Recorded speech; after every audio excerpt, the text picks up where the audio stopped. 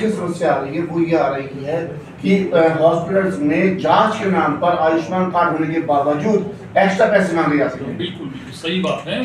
और इसका ये है कि जब ये जो आयुष्मान भारत योजना है, जैसे मैंने बताया पूरे परिवार के लिए है, वैसे माँ ये आपने बड़ा अच्छा प्रश्न किया।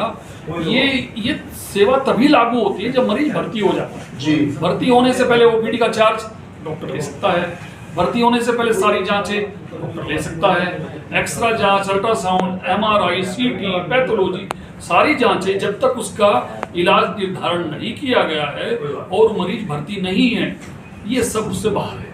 इसके अलावा कई जगह शिकायत ये भी आई है कि संचालक ये बोलते हैं कि जब तक आपका अप्रूवल नहीं आ जाता है आपको पैसे देने होंगे, अप्रूवल के बाद आपका पैसा लौटा दिया जाएगा। हाँ, देखिए दो बातें हैं।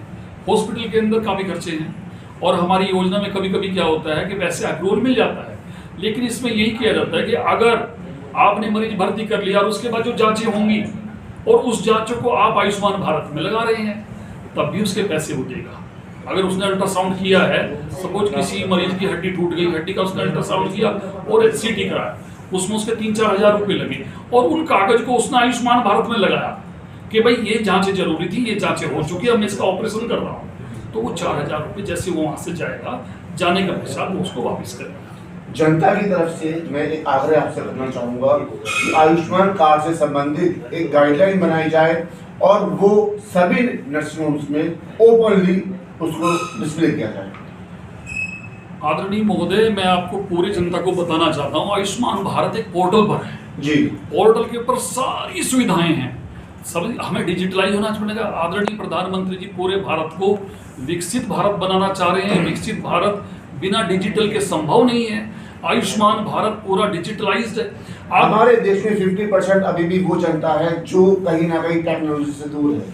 बिल्कुल सही कहा, परिवार के अंदर साक्षरता बढ़ी है, वो वहाँ से बातें कर सकती है, लेकिन मैं फिर से कहूँगा कि आप सबसे पहले आयुष्मान भारत का अगर आप कोई भी लाभ लेना चाहते हैं तो मैं जनता के सभी पढ़े लिखे लोगों से, सामाजिक लोगों से, धार्मिक लोगों से, राजनीतिक लोगों से, पत्रकार बंधुओं से मैं निवेदन करूंगा कि सारथी ऐप के बारे में सबको बताएं। सारथी ऐप डालते ही जनपद मेरठ के अंदर प्लास्टिक सर्जरी का इलाज आयुष्मान भारत में कहाँ हो रहा है, आंखों का इलाज मेरठ के अंदर कौन कौन से हॉस्पिटल दे रहे हैं, तो ये सारी बातें उससे आ जाती।